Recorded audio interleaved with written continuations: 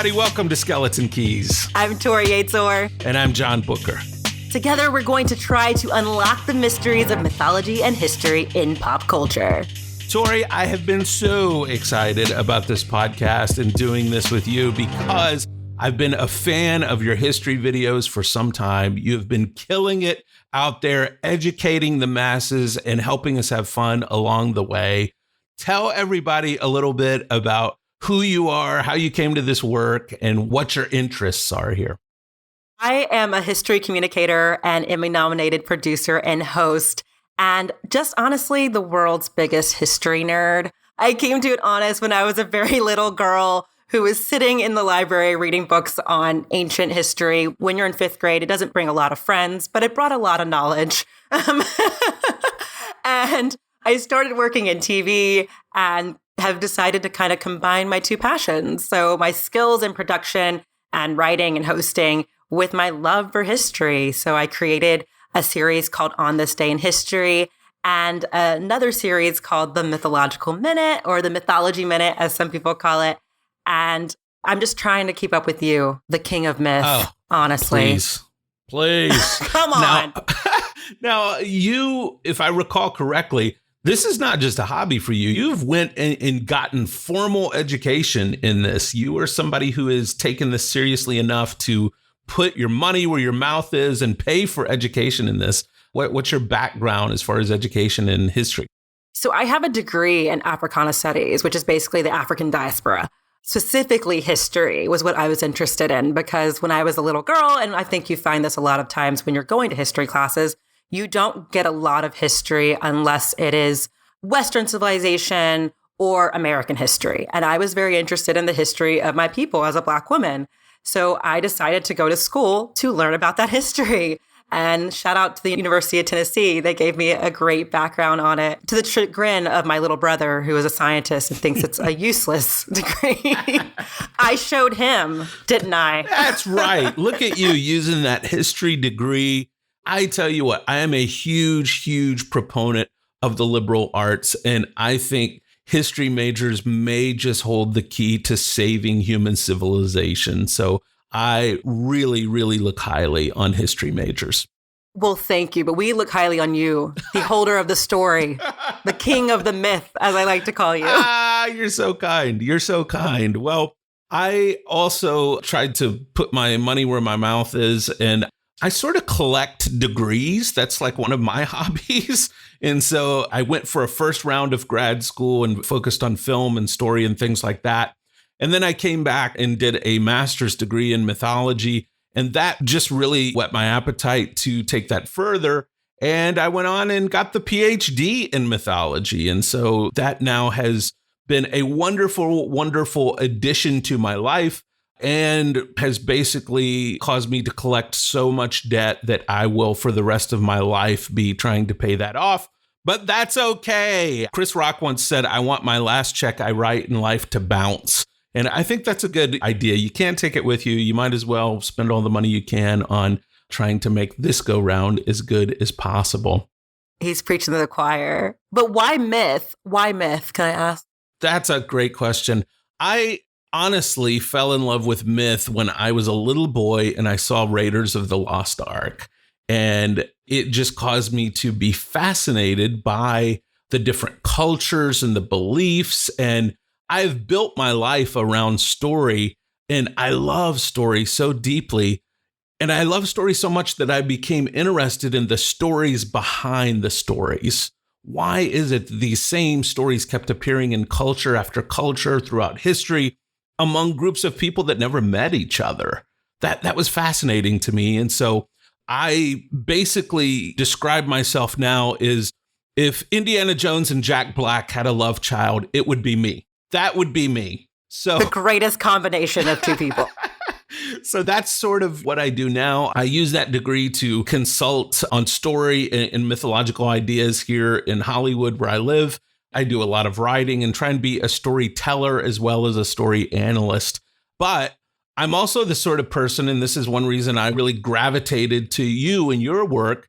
I also really, really loved pop culture, TV, film, music, wrestling. I was as interested in watching the Kardashians play out their modern Greek tragedies as I was in going back and studying the life of Hecate through myth. So for me, I feel like it's fascinating to go back and study myth, but I'm interested in the psychological ideas about myth that sort of still play out today in the world we live in. Absolutely. It's everywhere. And I think that's something that a lot of people, and hopefully we can open their eyes to it. Myth and history is in every single story, to the Kardashians, to Beyonce. It's everywhere. Yeah. And we just want the world to see it. Yeah. Well, do you find that with history? It's interesting to me how the same myths keep repeating themselves throughout history. Do you see that? We always hear history repeats itself. Is that true? As a historian, do you find that to be the case? Absolutely. It absolutely repeats itself. And it's one of those things too, where I think a lot of people and sadly, I don't know why, but a lot of people, when they think of history, think of something very dry and it can be kind of presented in a dull way. But history is nothing but stories that have really happened. There's always a story. There's always a narrative. There's tends to be a protagonist and an antagonist. And it's beautiful to kind of watch, and it can be sad at sometimes when history does repeat itself. When you see the same things happening, we're kind of seeing that in the world today, where the same kind of characters are rising to the top. And if we don't take that into account, if we don't recognize that, we're not doing our due diligence. And I always say that history kind of helps, like myth, helps to provide the why. It helps to provide the context of the world that we're living in. So if we're not looking at it in that way, we're doing ourselves a disservice. Wow, that's really well said. It's fascinating to me that your work and your studies were around the African diaspora and the stories and the archetypes that we saw come out of that culture, because I feel like sometimes when it comes to the discussions in culture, we talk about the Greeks and we talk about all these, the Norse mythology and all these European ideas. And it's always almost an afterthought to get to African diaspora ideas in mythology. And it's funny because all of those African stories predate everything else we could talk about. They're much older. And I would even argue, and I think this is something we'll see play out in this podcast, they are more alive in pop culture today than any other tradition in many ways. Do you have thoughts about that? Why do we not pay attention to these stories that came out of Africa? I think it's the age-old saying, history is written by the winners. And typically colonized countries were not the winners, so that their stories and their traditions were not held up in high regard. Specifically, like a lot of West African traditions, a lot of them were changed when they came over to the Americas due to the slave trade. Even growing up, my family would say, oh, that's bad juju. And I never knew what that was until I became an adult and realized, oh, no, that is a layover from centuries ago when my people came over here. And so I think in a way, specifically the African traditions tend to be more grounded. You use a lot of earth medicines, a lot of things of just feelings, those gut reactions. And I think a lot of people are drawn to that nowadays because we have gotten maybe a little too cerebral, a little too in our head or mystical. And then and those African traditions can kind of bring us back down to that gut feeling, that connection that we have with the earth and with each other that we've been missing. That gives me chills. That's so well said. I do feel like throughout history, when we've really turned to logic and turned our faces and our attention away from traditions that do value the full embodiment of humanity and not just the brain. I used to think my brain was the most fascinating, complex part of my body. And then I realized what was telling me that. Right? So I think that's been a big interest to me in the last few years when it comes to mythology and history, is looking at the embodiment of myself and the embodiment of people who lived out this history. We like to think only the things they thought about were important, but honestly, the things they experienced in their bodies that gets passed down from generation to generation, that is equally important to me. And it should be. I think that's what we're kind of hitting a time in our culture where people are wanting to have that integration between the mind and the body and that wholeheartedness and that holistic view of a person. And so I think that's why we've kind of seen an uptick in interest in these specifically traditional African religions and faiths, because they are very much in tune with that. So we need to have that combination of the two, because that's what makes us human. And that's what makes us so beautiful and so exciting to watch and learn from, because we have the integration of the both, hopefully. Honestly, I feel like that is one of the largest contributions of Kanye West to music, is he really, really, without pointing a finger at it, focuses on Cartesian dualism in his music without ever having to call a ton of attention to that. And I think we have a lot of artists right now that are trying to explore that space between the mind and the body, what links the mind and the body together. In a lot of different TV shows, even, I notice right now, that's a really common theme with a lot of the shows that we watch, is sort of what's that liminal space that we live in between our mind and our body.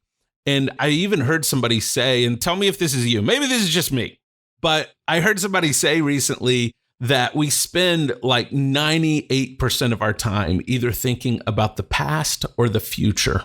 100% of the time. Yes, I agree. I feel like the point of almost every wisdom tradition is just trying to be here right now. You look at the old Eastern traditions, Buddhism, Hinduism, it's about trying to be here right now, to be present. And it's the hardest thing in the world, because when I'm in the shower, all I'm thinking about is what I got to do later today. Or if I'm driving, I'm thinking about that person that did me wrong earlier in the day. All day long, it's about the past or the future.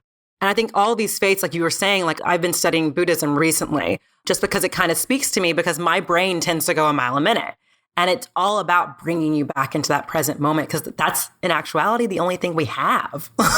And the only thing that really exists is the now. And if we don't get into that, what are we doing? What are we doing? What are we doing?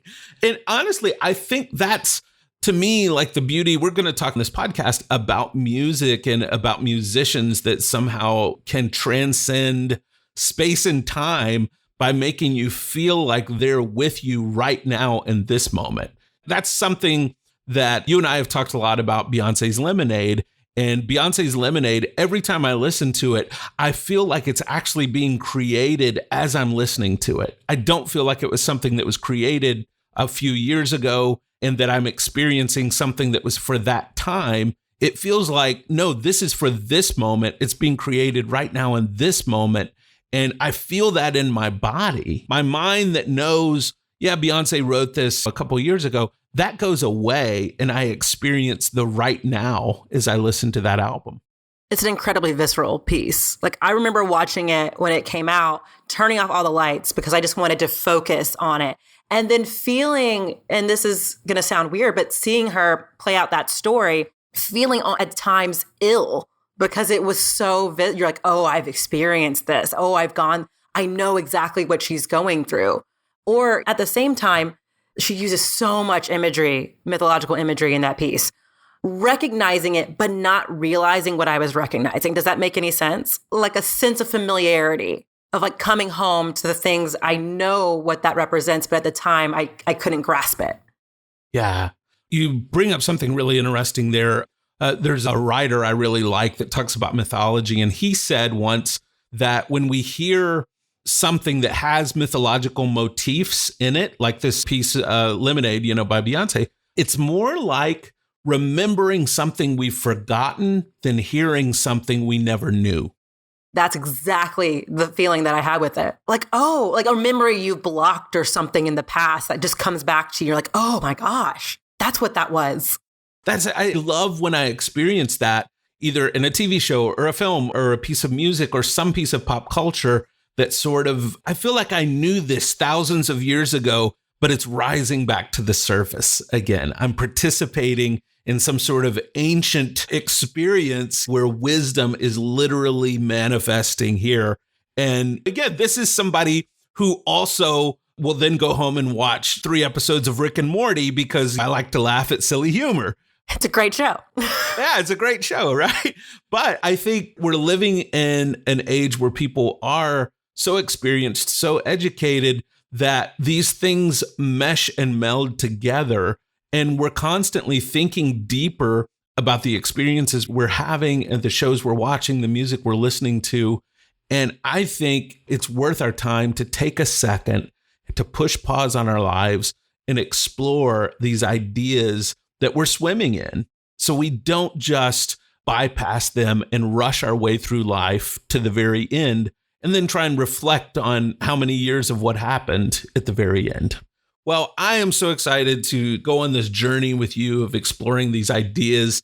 We are going to have a segment in every show because this podcast is called Skeleton Keys. We are going to have a segment in every show where both of us reveal a skeleton from our closet. It may be something funny, it may be something sad, it may be something insightful, but it's going to be something that I hope, as we've talked about, the show is sort of getting at that big question of what does it mean to be human? I think one of the best ways we can do that is share a little bit of our own humanity. So, Torri, give me a skeleton from your closet. All right. So when I was a little girl, we're going to start it off like that. When I was a poor Black child. No, when I was a little girl, I was very, very confident in myself. And this is actually, I guess, kind of linked to mythology. My mother, if we couldn't make it to church, would have Bible study at home. Yeah. And me being the performer that I was like, let's videotape the story of Moses. And so I said, I'll direct. Love it. Naturally. And so I cast everyone and then I presented it to the camera and there's video of this. And I say, my mom will be Moses's mother. My brother will be Moses. I, of course, will be playing God. And you just hear my mother cackle. Because I just had, of course I'm going to be God. Of course. 8-year-old Torri with her frizzy pigtails will be playing God. Amazing. That might have been my first trip into spirituality. So yeah. Amazing. That's a big key to who I am. Formerly known as God. Torri Yates-Orr, formerly known as God. I love that story. Amazing. Amazing. My story also comes from my childhood. And before I was known for anything, the things I did later in life, I was really known for 3 things in school. One, I was a bit of a kickball athlete. Yeah, it takes a lot of practice on the playground to be a kickball athlete, but some people might try and cheat and bounce the ball to you. I'm going to shell that thing to the outfield no matter what people do. I was a kickball wizard. I also once traced a picture of Babe Ruth that people thought that I drew. And I didn't let them believe otherwise. I just went with it. And so people thought I was this great artist, but truth be told, I was a tracer. And then finally, I was my school's culinary expert on paste and glue. Oh, wow. Oh, yeah. I preferred Elmer's, which had a minty taste with just a hint of cheese. So I really enjoyed my Elmer's paste. And that was what I was known for until the 4th grade, when my family moved to another city. And the first day of school, they were learning their times tables and the teacher gave a pop quiz. I had already learned my times tables at my former school and I filled out my quiz. Mm-hmm. I put it on the teacher's desk and I turn around to come back to my seat and every person in the room is staring at me and I begin to hear these whispers. He must be some sort of genius. And Torri, from that moment forward, everyone thought I was the smart kid. And I loved it. So I went home, I started reading, I started studying, and I became that smart kid that they thought I was in a matter of months. I put the paste away, no more kickball for me, no more tracing pictures. And I became my true self. I stepped into that moment. So it was a catalyst moment for me. That I don't often talk about my paste eating past, but that is a skeleton from my closet. And I am humbled to share it here today with you. That's the hero's journey. It is the hero's journey. It is the hero's journey. We don't hear enough hero stories of people that go from eating paste to great things later on in life. So you're welcome, world. Well, you're welcome, world. Exactly. But speaking of those types of mythic stories, tell me, I know you've got to have a favorite myth, a favorite archetype, a favorite story from history. What is sort of your go-to when it comes to myths or archetypes? I think my favorite archetype and myth has kind of been following me since I was a little girl before I even knew the archetype existed. So when I was very young, and also now as a 32-year-old woman, I've always loved Wonder Woman. I've loved Diana. Like, she was just the queen of my life. She was just everything to me. And then as I got older and started reading about myth, Artemis was my girl. And she's always been my girl. Yes. She's always going to be my girl. Yes. I've got an arrow tattoo on my arm for her. She is my absolute favorite because I think it was always the combination of, she was this very caring, like, I'm going to help my Leto give birth. And also, if you look at me, I'm going to kill you and turn you into a stag. And so that kind of very protective and loving mixed with literally have your dogs rip you apart. It always spoke to me. So to this day, and it's funny, when I used to live in New York, I produced and helped make a mythological web series. And my friend directed and wrote it. And she wrote the part of Artemis for me. She's like, you've always been my Artemis. And so she's kind of stuck with me forever. So Artemis is my girl. That's my girl right there. What about you? For me, I really gravitate to a woman from Greek mythology as well, and it's Persephone. Persephone's journey to the underworld, and there's so many different versions of the myth, and I really love this one version of the myth where even though Persephone was brought to the underworld against her will, in many of the myths, there are different versions of the myth that Persephone and Hades actually conspired to make this whole thing happen because Zeus wouldn't allow her to be with Hades.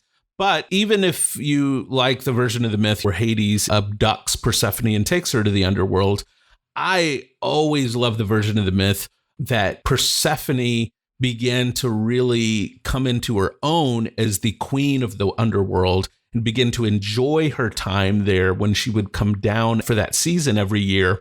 And that she began to thrive. And I think we see evidence of her doing that in the story of Orpheus when she sort of lobbies on Orpheus's behalf to Hades. I really, really relate to Persephone. And there are just times in my life when I need to take that journey to the underworld. I need to either go be by myself and away from everyone and be in my little dark cave. There are also times that I find so much energy going to the underworld and I thrive in it. Sometimes when I go visit a new city, and this is embarrassing to admit, but sometimes when I go visit a new city, I love to go just drive to the seediest, craziest part of town and experience the wildness of that city or the darkness of that city. And it does something for me. I connect to it in a way that I think is important psychologically. And then it's always important to be aware then of the need to ascend out of the underworld and come back up, which some people just want to live in the underworld. They never experience that ascension back up out of the underworld. But that entire myth of Persephone and Hades and Demeter, it really connects with me. And it's always, since I first heard it, resonated really deep in my soul. I think it's a great one. And I always felt like Persephone was always misunderstood because so many people would always be like, Persephone's a weak one. I'm like, in what situation is this girl weak? I think because, like you were saying, a lot of times when you have to go that dark place, that's incredibly brave to go there because a lot of people just want to stay and like everything's fine and happy, but you don't appreciate things and you don't understand things unless you go to those depths.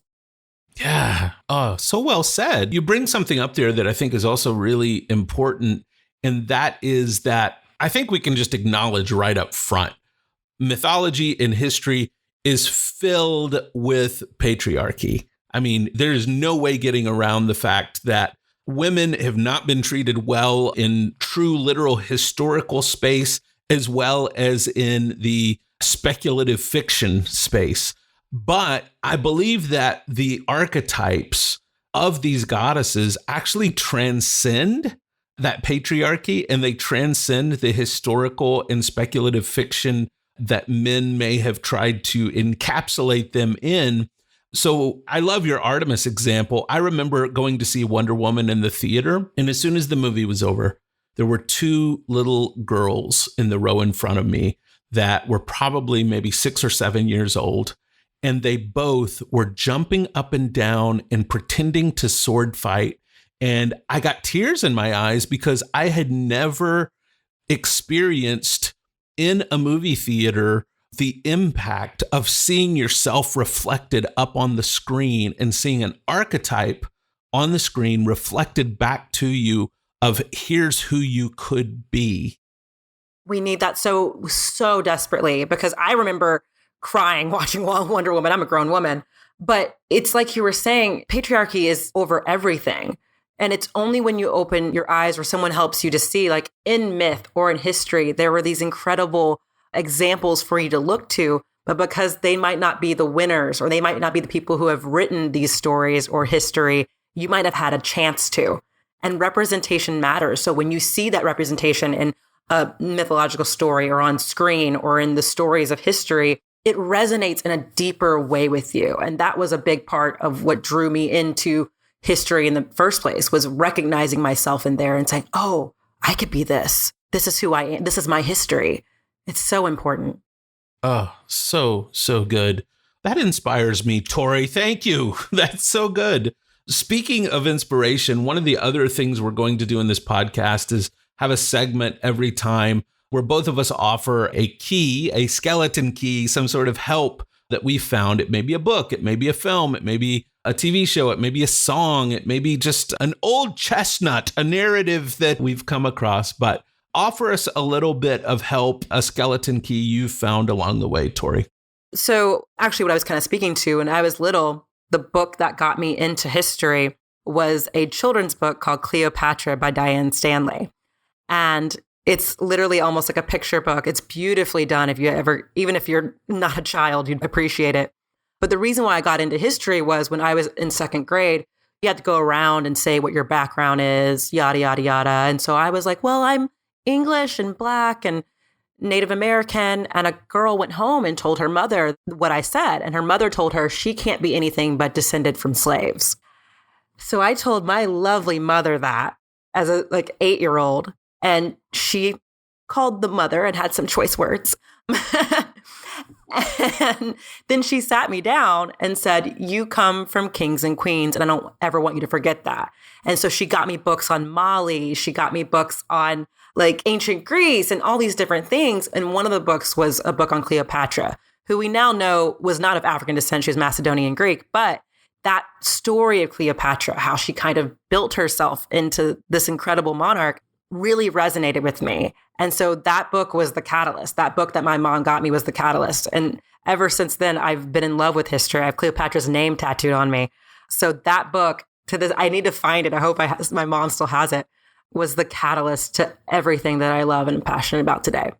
You just gave me oh man, I have all the feels right now. I really do. All the feels. Wow, that's such an amazing story. What a journey you've had with myth and history. And we're going to have to at some point do an entire episode on our collective mythological tattoos, because I feel like between you and I, we could do an entire episode on the tattoos we have that are connected. I also, again, we're flowing in the same lane. We're swimming in the same lane. I also have a mythological book that was written by a woman that has really been meaningful to me as of late. And I think it's so important to highlight books like this because, again, so many of our books on mythology and history are written by white men. And obviously, if that's the only lens we're getting for myth and history, we have missed so much. And we've missed the greater picture where we've only gotten one small view into this subject, this world. So I really have gotten connected to the work of a woman. She's passed away now, but Maria Gimbutas, she was a Lithuanian archaeologist and anthropologist at UCLA. She did a lot of research with Neolithic and Bronze Age cultures of old Europe, but she wrote a book called Goddess that she really goes deep on the various goddesses throughout history. There's another book about goddesses by Dr. Christine Downing, who was one of the professors in my PhD program, that is equally wonderful. But one thing I really like about Maria Gimbutas's book on goddesses is she features so many of the images in the book of these goddesses and the way that they were embodied and the way that they were represented and their images throughout history in stone, painted on walls, with clay, all these different ways that these goddesses were brought to the world and brought to psychological life. It also features, this book features a foreword by Joseph Campbell, who's, of course, one of the best known mythologists of all time. Full disclosure, I am the content curator for the Joseph Campbell Foundation and work a lot with the Joseph Campbell Foundation as part of my work in myth and many other things that I do. But I think Joseph Campbell had a lot of interesting things to say when it came to mythology, and I highly recommend his work. But I love the way that he sets up Maria Gimbutas to really give us an entirely new lens on goddesses that no male mythologist had really been able to offer before. So Goddess by Maria Gimbutas is my skeleton key for the week. I'm going to Amazon right now to have that delivered tonight. Oh, it's so good. You're really going to love it. You're really going to love it. Well, I think that we should probably start to begin to wrap things up for this introductory episode. This is sort of our initiation ritual for those who are going to join us in this journey on this podcast. Torri, tell us a little bit about some of the upcoming episodes. What are we going to be diving into? What sorts of skeleton keys do we have on tap? Ooh, we are going to be diving into some good stuff. I am very excited. Me being a massive part of the Beehive is going to be happy because we are going to be talking about Beyonce as the modern Oshun, which, duh, yes. Also, we're going to go into one of my other loves, which is pro wrestling. Yes. And how the archetypes in that are definitely expressed with Olympus. Come on. Yes. The correlations. Yes. Come on. Oh, I'm so excited to hear you talk about this because your work around pro wrestling has been so profound and prolific. And to hear you sort of apply this lens and this filter towards pro wrestling, I am really excited about that episode. We're also going to be looking at Spider-Man, and specifically the Miles Morales Spider-Man, the most recent animated Spider-Man, as the modern Anansi, again, from the African tradition. We're also going to be looking at Snoop and Martha Stewart as the modern Dionysus and Hestia. We've got some amazing guests who are going to join us and help us unpack these ideas. Everybody that is listening right now, let us know what you want to hear. Let us know what is of interest to you, or just stop by and say hello. Write us at skeletonskeys.podcast@gmail.com. And Torri, there's other ways they could get a hold of us. Where else can they find us? You can also reach out to us on social media at Skeleton Keys Pod. That's on Twitter and Instagram. And you can reach out to us personally. My Twitter and Instagram is at Torri Yates-Orr. And mine is on Twitter at John, JOHNKBUCHER. And you can reach out to me on Instagram at Telling a Better Story, or just check out my website and find all those things, tellingabetterstory.com. Torri, I am so excited to go on this journey with you. This is going to be an amazing experience. I'm so excited to begin to find this community of people that are interested in the intersection of history, myth, and pop culture. Any final thoughts before we take it home? I'm excited to meet everyone because I know we're out there. We are Legion. We are Legion. Join the fight.